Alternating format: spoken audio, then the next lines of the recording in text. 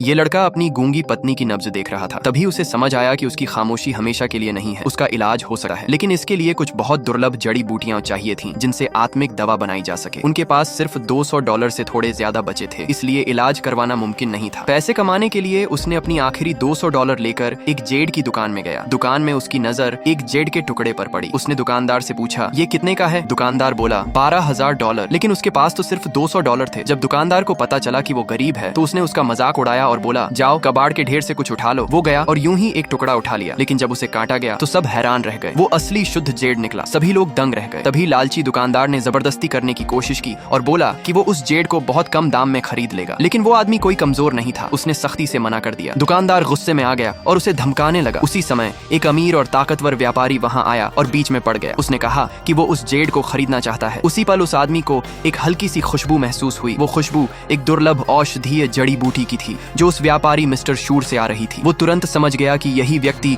उसे उन जड़ी बूटियों तक पहुंचा सकता है जिनकी उसे तलाश थी। इसलिए उसने बिना किसी लालच के वो जेड मिस्टर शूर को मुफ्त में दे दिया। मिस्टर शूर यह देखकर चौंक गया। उसने समझ लिया कि यह आदमी साधारण नहीं है। उसने तुरंत उसे अपने साथ निजी बातचीत के लिए बुलाया। थोड़ी देर बाद वो मिस्टर शूर के खूबसूरत और बड़े स्टोर पर पहुंचा। वहां की सुंदर मैनेजर ने तुरंत अपनी सीट छोड़ दी ताकि मिस्टर शूर बैठ सके। लेकिन वह हैरान रह गई जब उसने देखा कि मिस्टर शूर उस साधारण कपड़े पहने आदमी का इतना सम्मान कर रहे हैं। जैसे ही वो आदमी बैठा, मिस्टर शूर ने उसकी परीक्षा लेने की कोशिश की। लेकिन उन्हें यह नहीं पता था कि यह कोई आम इंसान नहीं, बल्कि एक पुनर्जन्म लिया हुआ दिव्य आत्मा था।